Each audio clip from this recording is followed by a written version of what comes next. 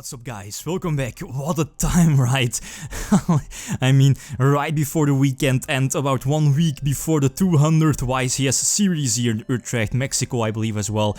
In the States also, Konami decides to drop our new TCG ban list, right, for September 17, 2018. So totally out of the blue they drop our new TCG ban list. And I know I've been late, or at least I know I'm late with this video, but well, again, it after a couple of hours, let every hit and new card on the list sink through, and the list is definitely very interesting. I got a couple of like weird choices, but I think every list has those weird choices, and I think there are still, I mean, there are a lot of problems still with the ban list as a whole, but with this specific limits and bans on this particular list, I still have like 5 problems with, again, the current and upcoming list starting September 17, 2018. The first one here, I think, is on everyone's mind is Firewall Dragon. Firewall Dragon is not hit, of course. Why would they hit like the key card, or what is one of the most iconic cards from Link format, and you know, one of the boss monsters in the main series, etc.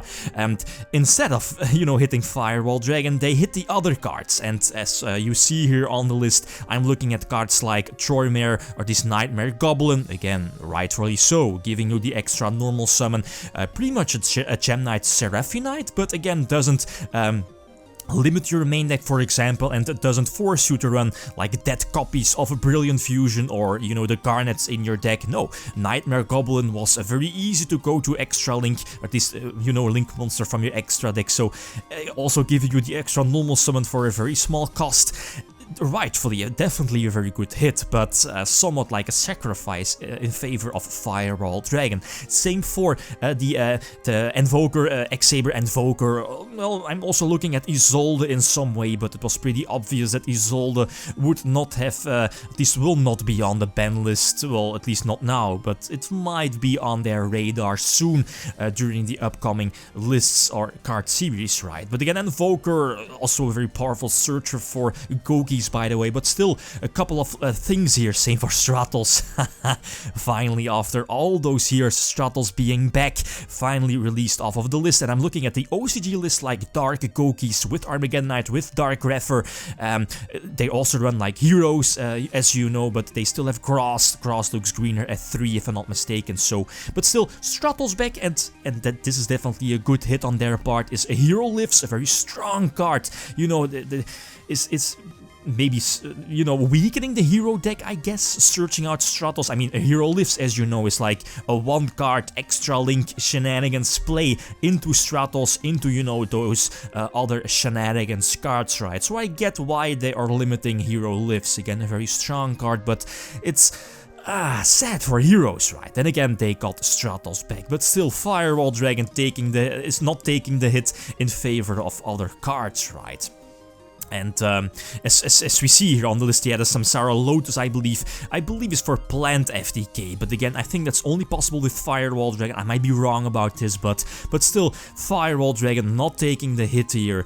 Who is there anything, at least is there anyone who would have expected it to be different? The second problem I have is Trickster Sky Striker is still a very strong list. I believe the only hit Sky Strikers took here on our new list is Hornet Drones, again following the OCG trend, but Engage is still at 3, and then I'm looking at Tricksters, you know, pretty much no hits, no Drala Logbird hit, no Trickster Reincarnation hits, but I think it's at 1 in the OCG, so that's a big difference between our TCG and OCG list. But Trickster Sky Strikers pretty much almost still at full force. Well, Scapegoat at 2, again a correct hit. Scapegoat might go to 1 in the near future, but still a very powerful card. Well, Terraforming as well, Terraforming searching out the Trickstar Field Spells.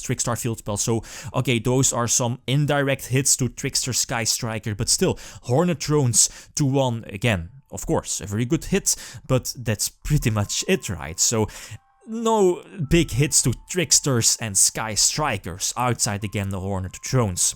The third problem I have is that there are a couple of cards that caught my attention that were like, wow, really? And I'm looking at Card Destruction here. Again, Card Destruction was hit several, yeah, indeed, a couple of years ago. You know, there was like, well, both Card Destruction and Morphing Jar, the regular Morphing Jar, were always involved in like shady loops, like the Card Destruction serial spell deck out loop. You know which one I mean. Same for the Morphing Jar deck out loop with Book of Tayu, Book of Moon, for example. I mean, Morphing Jar I get, again, it's a flip monster and flip effects aren't really that relevant anymore in today's format, so okay, Morphing Jar I get. That doesn't mean, you know, there are definitely still decks going to be able to use it and abuse it and potentially deck out your opponent, but still. Or Chainbone, for example, but again, the flip effect makes it very slow. But Card Destruction, I'm looking at Danger, for example, the DCG exclusive archetype, and Dark Worlds. Okay, Card Destruction is, yeah, it's not a searchable card, so I guess, well, searchable as in, you know, a left arm offering does search it out, but you know what I mean, right? So, Card Destruction, ooh, this is an interesting choice, but again, I'm definitely going to playtest this with Dark World and Danger. The fourth one, again, took me by surprise, and that's the limitation, or the semi-limitation, on Call by the Grave. Again, one of those cards that somewhat are an answer for the opponent's hand traps, and we know that during the past couple of years, hand traps have been very, very important when you're, for example, like going second against your opponent, prevent them from establishing their board, and, you know, doing their combos, and Call by the Grave was such an important card, for example, like going first and prevent your opponent from using their hand trap on your combos. And I wasn't expecting this, but, well, after some thinking, I was like, well, it's indeed a very powerful card. Again, it doesn't only stop hand traps, but other grave effects as well. I'm looking at Burning Abyss, for example, as, well, a lot of decks, right? A lot of decks can, well, are pretty much stopped or hindered by Call by the Grave. So, okay, I somewhat get the semi-limitation on Call by the Grave, but again, it's a very strange pick. Wasn't really expecting this one. So, that's a small bummer, I guess. And the last one here is some random limits, and that's not necessarily the hits or cards here on our new Forbidden and Limited list, like for example Cosmo Dark Destroyer is still a card that, as we see in the OCG, where Dark Destroyer is still a 3, I think it might be fine that Dark Destroyer would come back to 3, and then, you know, not really sure if Cosmo is going to be that top tier 1 deck again.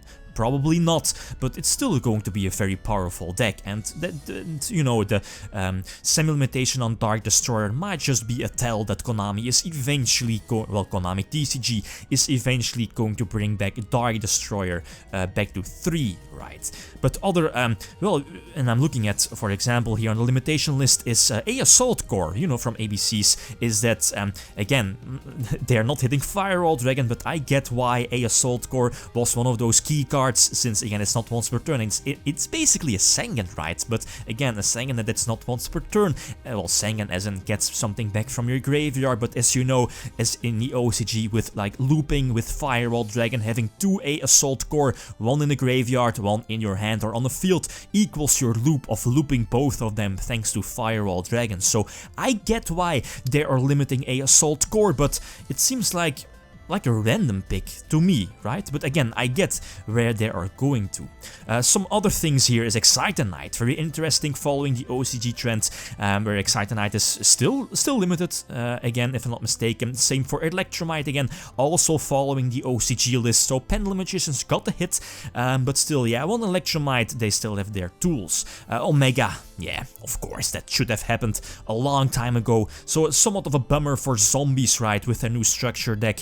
Omega 2-1, but still, and let's see here, Burial from a Different Dimension back to 3, not really sure if that's going to make an impact, since most lists weren't really using Burial, but nonetheless, it's still a very powerful card. Getting back your Banished Mizukis is still very, very strong. Super Polymerization is something that I'm definitely excited about to use again. You can't chain to it, so again, a very powerful card, a very strong card, as we see in the OCG, where I believe it's side-decked most of the times, right? A couple of other things we see, like limiter removal, cyber dragons, right? Yeah, terraforming, as I mentioned before. Apocryphal Towers is also one of those cards that, well, was like banned, but I think with every list now is eventually off of the list and again at 3 and probably will do nothing, right? The card isn't really that relevant anymore. It was same with this commander post errata, same for Ring of Destruction. Pretty much, yeah, the erratas pretty much killed off these cards and will probably never see competitive play again, but maybe for Ring of Destruction, for Chain Burn or something like that, but still the erratas definitely took their toll on these cards. So all conclusion, I mean, I'm excited for heroes. Stratos back, okay, the limit on a hero lifts, but Dark Kokis or something like that with, you know, okay, Firewall Dragon is still in effect, still limited, still possible to be abused here in Kokis, for example, with heroes, with Stratos and those extra searches, right? Trickster Sky Striker is still a very strong deck. Dark World Danger has access to card destruction, but again, not really searchable in a good way.